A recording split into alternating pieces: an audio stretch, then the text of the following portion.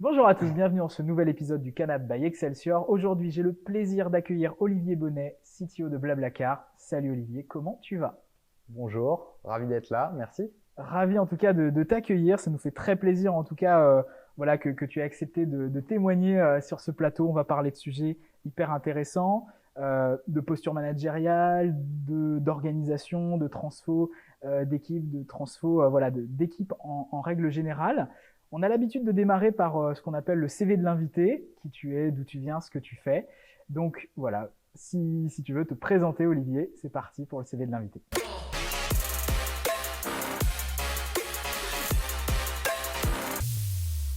Donc Olivier, moi j'ai 40 ans, je suis en ce moment CTO de Blablacar, que j'ai rejoint en 2017. Et avant ça, j'ai fait 13 ans chez Apple, 7 ans à Paris dans le centre de R&D qu'Apple a en France, et 5 ans en Californie, à Cupertino au siège. Okay. Et je suis rentré en France en 2017 pour rejoindre Blablacar.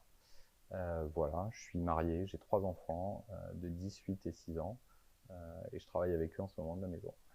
Ça va, pas trop compliqué? Ça va.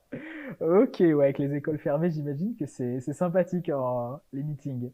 Très bien. Alors justement, tu as voulu mettre à l'honneur un sujet, c'est que en tant que leader technique, justement, même au sein de Blablacar, et peu importe finalement, peu importe la structure dans laquelle tu es, tu as des enjeux, tu as des problématiques. Et souvent, en fait, en interne, bah, y a des pistes pour résoudre ces problèmes, mais souvent, il faut aussi se tourner vers l'extérieur, être en capacité de networker. Donc c'est aussi un petit peu ça qu'on va mettre en avant, en tout cas à travers le premier sujet qu'on traite sur cette interview.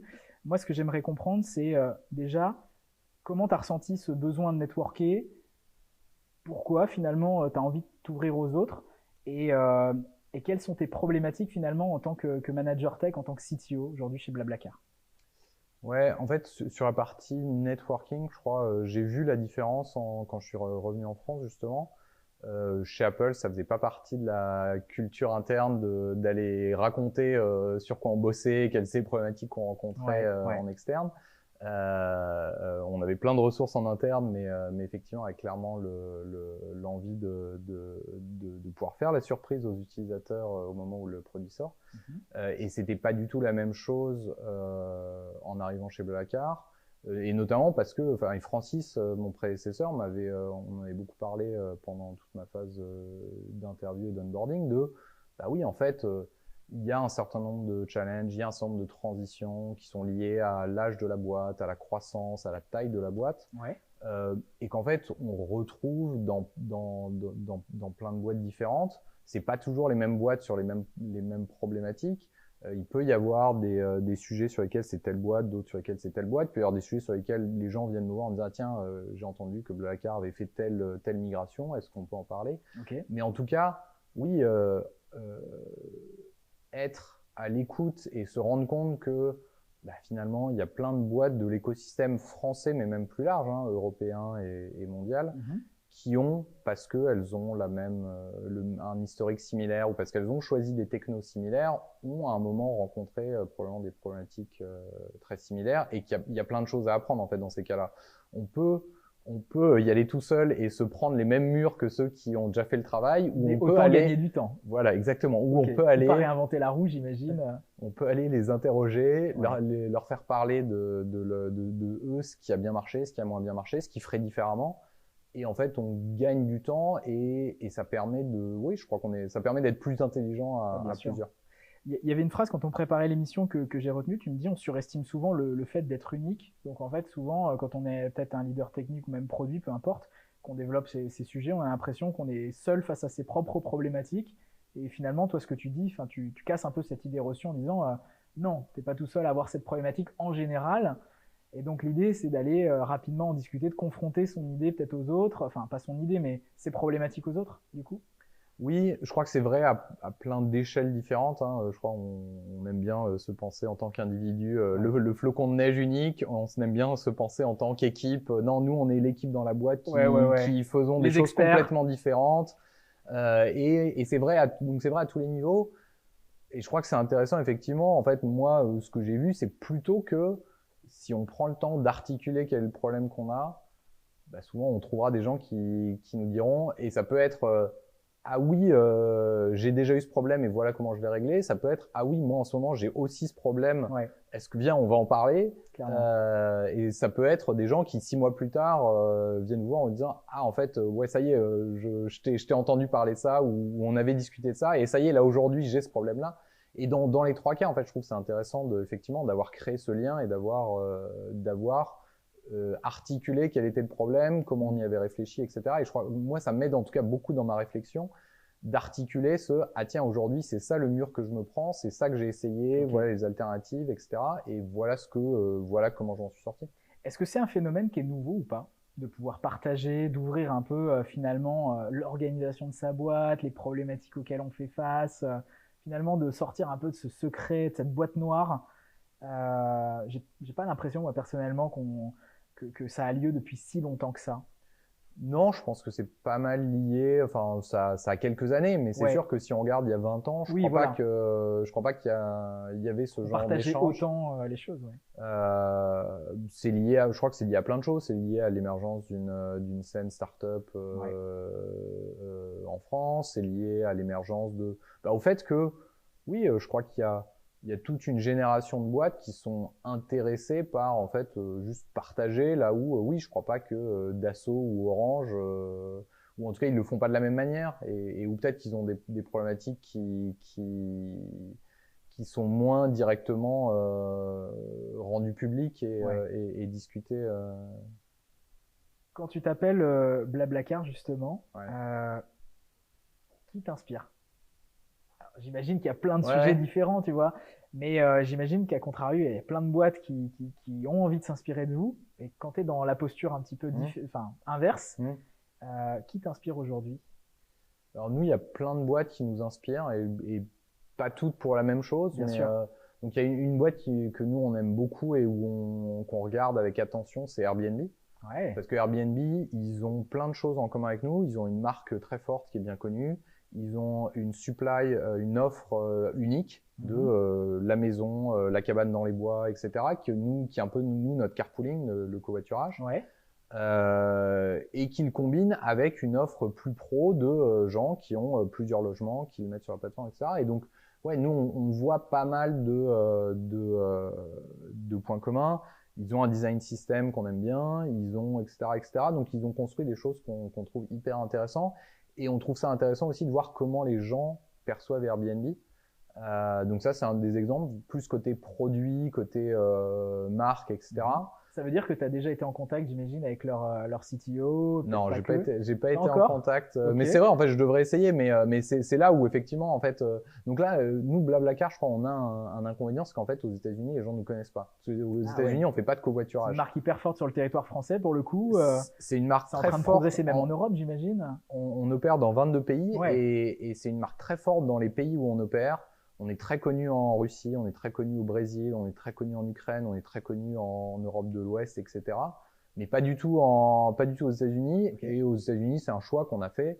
En fait, tout le monde a sa voiture et les gens sont pas intéressés. Enfin, la voiture est tellement vue comme un statut et un objet personnel que les gens sont pas du tout Ils sont pas intéressés prêts même par. à l'utilisation du covoiturage, du coup. C'est ça. Donc on pense pas qu'il y ait vraiment un Ok. marché pour le covoiturage aux États-Unis. Donc bref, on n'opère pas aux États-Unis. Mais donc ça fait qu'effectivement, auprès d'Américains, je, je commence toujours par expliquer ce qu'on fait. Et la première réaction, c'est en fait qu'ils comprennent pas le besoin. Et Ouais, c'est ouais. fascinant en fait Le parce que marché n'est pas du tout prêt, en voilà. tout cas, à ça pour eux, quoi. Au niveau de l'adaptation Euh, du produit. Ça viendra peut-être, Ouais, pour le ouais, coup. c'est Ok. ça, on verra, mais aujourd'hui, en fait, effectivement, en termes de géographie, en termes de culture et de place de la voiture dans leur société, Ok. c'est clairement un marché très, très différent. Peut-être pour revenir à ta question, des Ouais. boîtes que moi je regarde et dont je m'inspire, moi j'aime bien ce que fait Alan sur la partie culture écrite, Mhm. la culture de l'écrit, comment est-ce on travaille l'écrit pour que les décisions elles soient préparées et prises par l'écrit et que du coup elles puissent être consultées Ouais. par le plus de monde possible, etc. Et pas remise en question même par la suite, j'imagine. Qu'on puisse s'y référer Ouais. 6 ou 9 mois plus tard. Et moi, ça, c'est un des trucs que j'ai beaucoup poussé. Je poussais avant le travail en remote, mais évidemment, bah, en fait, le jour où tout le monde se retrouve en train de bosser de la maison, bah, pareil, en fait, c'est quelque La chose où communication, elle peut s'effriter aussi parfois. la communication peut s'effriter. Tout le monde en a marre de passer ses journées en visioconférence. Et du coup, oui, pour moi, c'était bon, en fait, on a besoin de se voir, on a besoin de se parler, mais notamment pour les sujets, pour les réunions qui sont pas des réunions d'équipe, on va aller se prendre un café ensemble, etc., mais qui sont vraiment des réunions où on a besoin de décider quelque chose, etc. Ouais. Bah, c'est hyper important de l'avoir préparé en amont, d'avoir le document, que tout le monde ait pu prendre connaissance du document avant la réunion, et que on va juste prendre le temps de discuter ensemble et de prendre la décision, et qu'ensuite on se souvienne de cette décision et qu'on puisse l'implémenter. Okay. Et c'est comme ça qu'on fait une réunion de 20 minutes au lieu de faire une réunion d'1 heure, en fait. Et bah oui, en fait, je crois que c'est hyper important. Et bah, en fait, on le voit quand effectivement, quand c'est les vacances scolaires ou quand les écoles ferment, on a aussi juste des horaires qui sont plus difficiles à coordonner. Donc, c'est important si on est capable de limiter le temps de travail synchrone. Ouais. Peut-être que moi, je me réveille le matin à 7h et je vais bosser de 8h à midi, mais par contre, le soir à 17h, je peux pas être... c'est le moment où je m'occupe de mes enfants. Et peut-être que pour quelqu'un d'autre, ça va être l'inverse. Bon, bah en fait, et si tout est bien documenté, voilà. ça facilite les choses. C'est ça. Donc cette culture de l'écrit, moi, je la trouve intéressante. Il faut pas que ça se fasse au détriment du lien humain et de la connexion. Mais en tout cas, en termes de prise de décision et de documentation des décisions, je trouve ça très intéressant. Alan et Airbnb, pour le coup. Ouais. Comment tu network? Est-ce que tu as des rituels? Est-ce que, je sais pas, tu te forces chaque mois peut-être à ajouter de nouvelles personnes, à rentrer en contact avec de nouvelles personnes? Est-ce que c'est ces personnes qui viennent vers toi? Comment ça fonctionne? Je sais pas si je l'ai beaucoup formalisé. Ouais. Je vois personnellement en fait que j'ai pas un rythme de travail constant, et donc il y a des moments où j'ai plus de temps et où du coup je me dis ah tiens là ce serait intéressant que je reprenne contact avec telle personne, ou ah, tiens que je vais prendre un peu de temps pour discuter avec telle autre personne. Et puis à l'inverse, il y a des moments où je suis un peu sous l'eau et donc là je dis non attendez, là c'est pas le bon moment, on en reparle dans 2-3 semaines, etc. Bien sûr. Mais oui, moi j'essaye de faire de la place pour ça dans mon agenda. Et encore une fois, pas de manière hyper formelle, mais je me dis là ça serait bien que je prenne du temps. Et souvent en fait en fin de semaine, j'essaye de me trouver du temps pour des petits créneaux. Bah tiens, le vendredi midi, je vais déjeuner avec telle personne, ou tiens, je vais prendre un café avec telle personne. Ok. Ça peut être des illustres inconnus, des gens avec qui t'as jamais échangé, ou c'est des gens de ton réseau globalement que tu revois? Il y a un peu de tout. Il y a des gens avec lesquels j'ai construit une relation, et parce que justement on s'est rendu compte qu'on avait des enjeux très similaires, et du coup c'est hyper intéressant. Enfin, par exemple, une des personnes avec qui je discute régulièrement, il y a Frédéric Rivin, le CTO de Dashlane. Ouais, bien sûr. Ouais. Bah, en fait, le confinement l'année dernière, il nous est tous tombé dessus au même moment. Et donc, 4 semaines plus tard, se voir et se dire bon, ça se passe comment chez toi? Comment tu passes en full remote? Voilà, comment tu maintiens la cohésion? Et parce qu'on a des tailles d'équipe similaires, on a des boîtes qui ont une taille et une ancienneté un peu similaires, et donc je crois on voit qu'il y a ces points communs qui sont hyper intéressants à creuser, et qui ça se rassure retrouvent aussi de te dire je suis pas seul dans cette galère. On partage tout ça finalement. Oui, parfois il y a un peu ce côté bon là on est dans le dur. On va s'entraider parce que là ok. Et parfois aussi il y a des gens qui me contactent, et si je considère que j'ai quelque chose à leur apporter et que c'est pertinent pour eux, je prendrai le temps de le faire. Très bien. Moi j'aimerais qu'on revienne quand même sur les principaux chantiers tech de Blablacar, une boîte qui est quand même, de l'extérieur en tout cas, qui semble plutôt mature techniquement maintenant, au fil des années. Vous avez quand même des chantiers, j'imagine. Il y en a plein. C'est quoi encore aujourd'hui du coup? Il y en a plein, non, on s'ennuie pas. En fait, il y en a plusieurs. Côté produit, on a, je dirais, il y a 1 an et demi, 2 ans, on a fait un virage non, on veut pas rester uniquement sur le segment du covoiturage, et on veut devenir multimodal. On a racheté Webus, Ouais.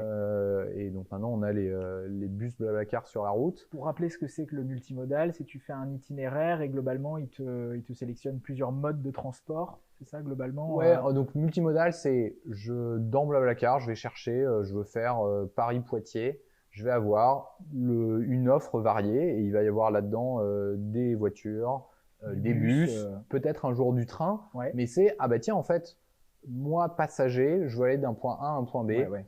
Bah, en fait, comment j'y vais? Bah, j'ai pas décidé que j'allais d'un point A à un point B en covoiturage. J'ai décidé que j'avais besoin d'aller à Poitiers le week-end Bien prochain. sûr.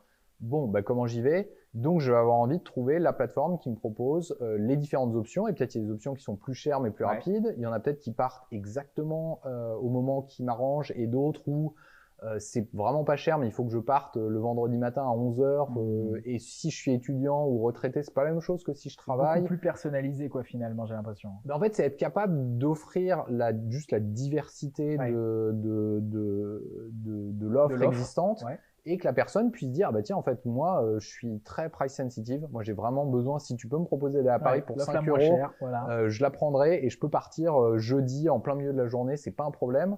Ou à l'inverse, il y a quelqu'un qui bosse et qui, si on peut lui proposer le TGV qui fait Paris-Poitiers en 2h30, bah en fait, Ça lui pose pas de problème. ça lui pose pas de problème. Ouais. C'est pas le prix, etc.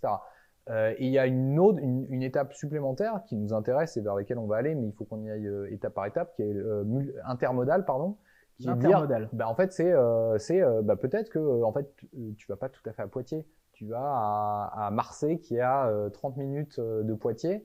Bah en fait, si nous on est capable de trouver un trajet qui fait vraiment Paris-Porte de Saint-Cloud jusqu'à Marseille, bah en fait ça peut-être pour toi ça a beaucoup de valeur parce que t'as pas de voiture et il y a personne qui peut venir te chercher. Ouais. Et peut-être que ça, c'est un trajet justement que le covoiturage rend possible, ou peut-être que c'est un trajet qui mixe le train et le covoiturage, ou le bus et le covoiturage. Donc être capable de proposer ce genre à la fois, je dirais, l'assemblage du meilleur des différents modes de transport, la granularité du covoiturage et la vitesse du TGV ou les prix du bus. Techniquement, derrière, ça implique quoi? Ben en fait, il y a un gros chantier parce que Blablacar, pendant 10, 12, 13 ans, a été construit comme plateforme de covoiturage. Donc il y a un step back à faire quels sont il faut qu'on fasse évoluer notre système, il faut qu'on fasse évoluer notre architecture. Maintenant, notre brique de recherche, c'est plus juste une brique de recherche sur des trajets de covoiturage dont nous, on a l'inventaire. Ça va être une brique d'agrégation. Il va y avoir une partie où c'est l'inventaire de covoiturage, mais il va y avoir une autre partie où c'est tiens, il faut qu'on aille demander à tel moteur de recherche ou à tel moteur d'agrégation de bus quel trajet ils ont. Donc c'est ce genre de choses. Qu'est-ce que ça veut dire d'avoir une app qui fonctionne bien, pas que pour le covoiturage, mais pour acheter des billets de bus. Ah ben tiens, en fait, les billets de bus, souvent les gens les achètent à plusieurs billets d'un coup. Qui était moins souvent le cas sur le covoiturage. Qu'est-ce que ça veut dire? Qu'est-ce que ça veut dire de faire ça dans 22 pays? Ah ben tiens, en fait, maintenant, il faut qu'on... Est-ce que c'est la même plateforme qui est distribuée de façon transverse sur chacun des pays ou est-ce que c'est du spécifique peut-être en fait, sur des pays Ouais, c'est une seule plateforme avec des options un peu différentes. Ouais. Mais justement, comment est-ce qu'on continue à faire scaler ça? Comment est-ce qu'on fait ce move vers du multimodal? Donc ça c'est un des gros enjeux. Après, je dirais, donc ça c'est la partie émergée de l'iceberg, la partie sous la surface de l'eau. Il y a un certain nombre d'enjeux techniques là, on a le mois dernier, on a éteint tous nos serveurs on-prem parce qu'on avait migré vers le cloud.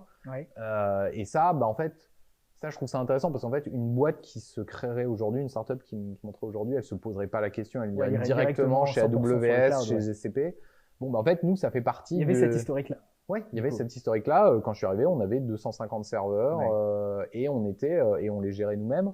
Bon, en fait, aujourd'hui, on est ravis d'être passé 100% cloud, du coup 100% cloud sur la partie historique de Blablacar. Et avec clairement une volonté pour les différentes boîtes qu'on a rachetées ces dernières années, les amener aussi vers cette plateforme-là. Donc ça, c'est un des enjeux. Il y a un enjeu historiquement, Blablacar, c'est un monolithe PHP Symfony, un enjeu de migration en service. Décommissionné au fur et à mesure, j'imagine. Et voilà. Donc tout ça, c'est la partie, je dirais, sous la surface de l'eau. J'ai mentionné les acquisitions qu'on a faites. Donc on a racheté Webus il y a quelques années. On a racheté une boîte qui s'appelle Bosfor, qui faisait de l'agrégation d'offres de bus, d'opérateurs de bus en Russie, en Ukraine. Et ben pareil, en fait, à chaque fois, il y a le sujet de comment on intègre ces équipes, comment on intègre les systèmes d'information, comment on les connecte, comment on les fait évoluer de concert, etc. Donc tout ça, c'est des choses qui se voient moins, mais qui sont unifier un peu des nouveaux socles avec des boîtes qui rejoignent un petit peu l'étendard Blablacar, quoi. Ouais, et bah, qu'est-ce que nous, on peut leur apporter avec notre historique Blablacar? Qu'est-ce qu'elles nous apprennent de leur connaissance de ces marchés-là, de ces verticales business-là, etc. Et donc tout ça, oui, ça fait partie de nos gros enjeux de, OK, comment est-ce qu'on travaille ensemble et quelle est la vision commune qu'on développe et comment on y va ensemble. Olivier, sans transition, on va passer au deuxième sujet.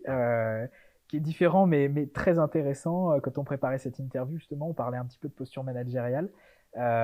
Tu me disais, moi j'ai eu du coaching, tu me parlais d'une session de coaching qui fait qu'à un moment donné dans ta carrière, tu as eu envie quelque part de faire cette introspection et de te dire, ok, je véhicule des messages, je fais passer des informations, etc. Mais est-ce que je suis moi aligné avec mon discours, avec mes valeurs, avec plein de choses Est-ce qu'on peut en parler? D'où ça t'est venu? Pourquoi? Et quel conseil tu donnerais aujourd'hui à des managers finalement, tu vois, cette introspection finalement de se dire pourquoi je fais ça, est-ce que c'est aligné avec mon discours finalement, ou est-ce que c'est juste une façade, mais c'est pas 100% la réalité. Enfin, est-ce qu'on peut en parler un peu? Ouais, bien sûr. Donc ouais, effectivement, c'est un sujet que moi j'aime bien et sur lequel je travaille pas mal en ce moment, mais c'est le côté en tant que manager, être très clair avec soi-même pour pouvoir être très clair avec les autres. Et effectivement, ça a commencé, donc je dirais c'est 2018-2019, j'ai fait un coaching dans le cadre du boulot avec Blablacar. Et parmi les discussions que j'avais eues avec mon coach et que j'avais beaucoup apprécié, il y avait ce côté, en fait, il y avait des problèmes avec lesquels je venais où j'étais tiens, je voudrais qu'on parle de ça, et où en fait souvent oui, il y avait un côté un peu le coach me tendait le miroir, me disait tiens, regarde, c'est ça que tu m'as dit, c'est ça que tu renvoies comme image quand tu dis ça, ou même tiens, regarde comment tu l'as formulé, et en fait l'entendre par la bouche de quelqu'un d'autre, c'était mais c'est pas moi, effectivement, ou tiens, j'ai vraiment dit ça, c'est quand même bizarre Et oui, petit à petit, quand j'ai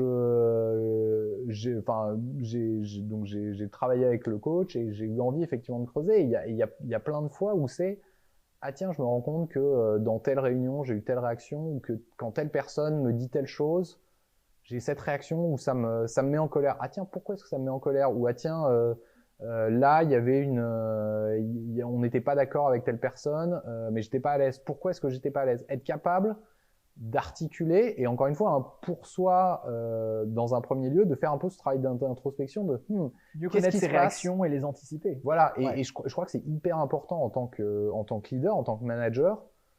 Je crois pas que, oui, je crois que c'est ok, on a tous des émotions. Je crois que c'est pour être un meilleur manager, je crois que c'est important de les comprendre, de comprendre pourquoi est-ce que, tiens, quand telle personne dans mon équipe vient me dire ça, pourquoi est-ce que je trouve ça génial et je suis hyper joyeux, ou pourquoi est-ce qu'à l'inverse, tiens, ça me déprime, tiens, j'ai l'impression qu'on n'avance pas, mais vraiment se poser la question de tiens, pourquoi est-ce que j'ai cette réaction-là, à quoi ça fait référence, est-ce que c'est objectif, est-ce que vraiment en fait c'est normal, ou est-ce que tiens, en fait ça appuie sur des boutons que en fait c'est important que je les comprenne, parce qu'en fait, sinon je serais pas complètement aligné, pas complètement clair avec mes réactions. Et c'est vrai aussi dans comment est-ce que je communique, comment est-ce que je véhicule un message. Si je suis pas aligné avec le message, ou si je le fais parce que j'ai l'impression que je suis obligé de le faire, en fait, je crois que ça va pas marcher, ou ça va pas marcher très longtemps. Ouais, c'est ça. Ça tiendra pas dans la durée. Je peux faire illusion, mais si je dois porter ce message-là pendant 3 mois, 6 mois, 9 mois, ou si quand je vais véhiculer ce message, les gens vont commencer à me poser des questions en me disant ah, tiens pourquoi t'es sûr Olivier? Ben non, c'est sûr que Ouais. Si les fondements sont pas solides quelque part. C'est ça. C'est sûr que si j'ai pas complètement intégré le pourquoi, si je suis pas hyper aligné avec le message, ben en fait je vais être en train de danser sur scène et ça fera pas illusion. Ouais, ouais, c'est ça. On a tous eu un jour à faire des claquettes. Ouais. Ben, en fait, je crois qu'on se ment complètement quand on dit que ça reste limité, on va dire. Ben voilà, en fait, ça fait illusion 5 minutes, Ouais. et puis au bout de 5 minutes, le masque tombe. Et en fait, Ouais. donc je crois que c'est hyper important, ouais, d'être hyper aligné. Et parfois, ça veut dire, bah non, en fait, je suis désolé, ce message-là, je peux pas le porter, ou je peux pas le porter tel que je le comprends. Donc j'ai besoin qu'on travaille dessus, j'ai besoin de me l'approprier, de le digérer. Donc mais en le fait, conseil que tu donnes finalement, c'est vraiment faire un travail sur soi. ouais, C'est moi, ça. en tout Mieux cas, se connaître pour mieux anticiper ses réactions et que ça passe mieux en termes de communication derrière oui. Auprès d'équipes que tu manages. Oui, en fait, moi, je trouve que je peux que recommander effectivement de faire un petit peu d'introspection régulièrement. Et c'est pas forcément, Sans faire une fixette là-dessus. Ouais, je dis pas que tout le monde devrait faire une psychanalyse Ouais, voilà. pendant 10 ans.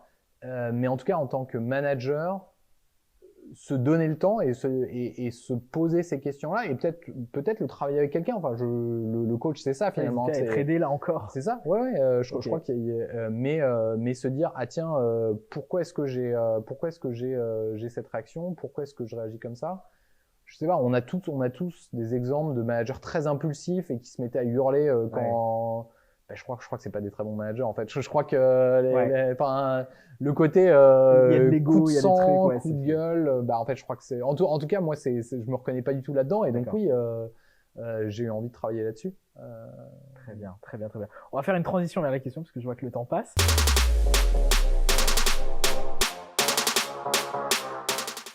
De quoi tu es le plus fier aujourd'hui?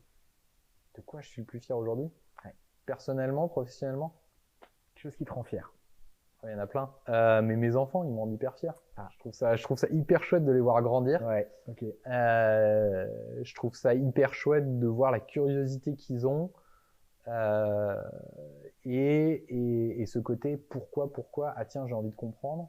Et ça peut être sur des sujets. Du monde. Ouais, et ça peut être sur des sujets. Enfin, c'est marrant parce que j'ai des enfants très différents, chacun avec leur personnalité. Donc j'ai un fils qui a le côté très ingénieur de ah tiens j'ai envie de comprendre comment ça marche le micro sans fil là et ouais. À l'inverse j'ai une fille qui aime bien comprendre, donc on est dans le métro et là ah tiens papa il y a la pub là ça parle d'antisémitisme, c'est quoi? Ouais. Et les deux moi j'adore en fait, je trouve ça hyper riche. Ah ouais, complètement. Et c'est très différent mais dans les deux cas je trouve ça hyper riche. Et donc, je comprends la source de fierté en tout cas. Donc ouais ça me rend très fier. Moi, j'aimerais connaître tes rituels. Est-ce que tu en as déjà quand tu démarres ta journée? Je sais pas. Je sais pas si j'appellerais ça un rituel, mais j'ai clairement organisé ma semaine et je me rends compte petit à petit. J'ai organisé ma semaine pour que ça démarre très fort. Okay. Et lundi, mardi, j'ai beaucoup de meetings et c'est le moment où je me connecte avec mon équipe, où je passe du temps en one-on-one, avec les gens avec mon équipe directe, etc. Ouais. Mercredi, j'ai un peu plus de temps pour moi. Jeudi, encore un peu plus. Et voilà, j'ai essayé de faire un peu ce rythme-là. Ouais. Ça me permet, enfin, et c'est assez personnel, hein, mais ça me permet de pas arriver le vendredi 19h avec encore 400 mails dans la boîte à dépiler, d'avoir l'impression d'y être, d'arriver pleine balle dans le week-end. Ouais. Et oui, et donc le vendredi, c'est un peu ma journée à moi pour réfléchir, pour me dire ah tiens là ce truc-là en ce moment c'est en train de sortir des rails, comment est-ce que tiens il faut que je m'assoie pour écrire un peu où est-ce qu'on en est, qu'est-ce qu'on va faire, etc.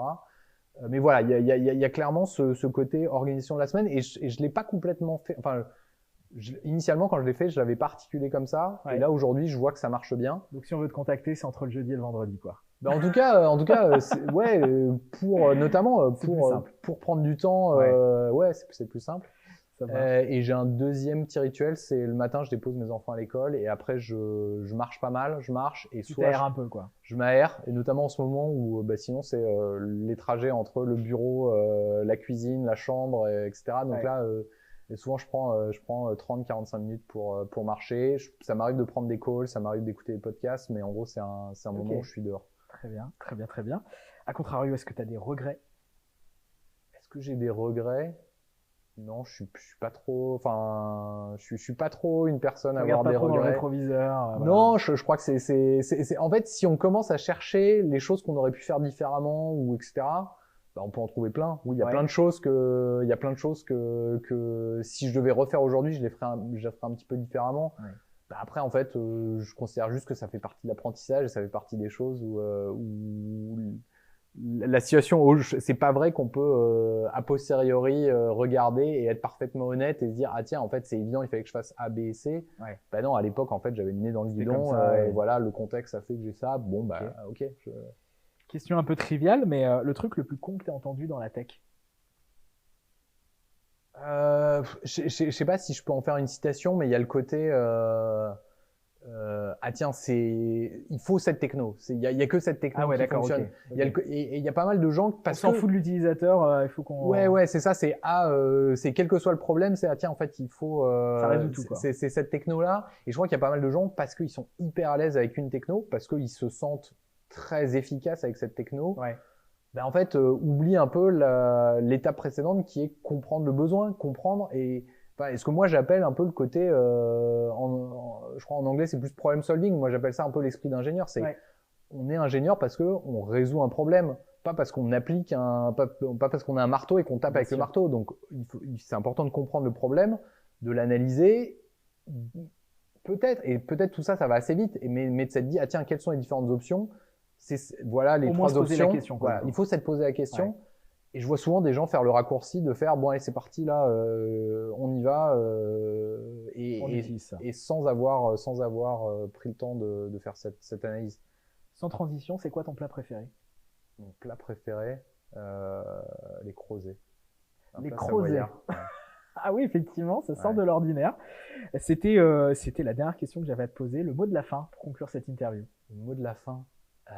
Non, écoute, c'était très sympa. Moi, je suis toujours ravi de partager un peu très sympa aussi. Ce que j'ai appris sur les 20 dernières années. On sent que tu es un passionné, donc merci Clément. Ça se sent en tout cas. Merci Olivier en tout cas pour ta présence, c'était très intéressant. Merci. On a déplacé un peu le timing, mais volontairement j'ai laissé l'échange libre parce que c'était très intéressant. Merci pour ta présence. N'hésitez pas à nous suivre sur les différents réseaux sociaux d'Excelsior. On vous dit à très bientôt pour une nouvelle émission, un nouvel invité. Salut les amis, ciao.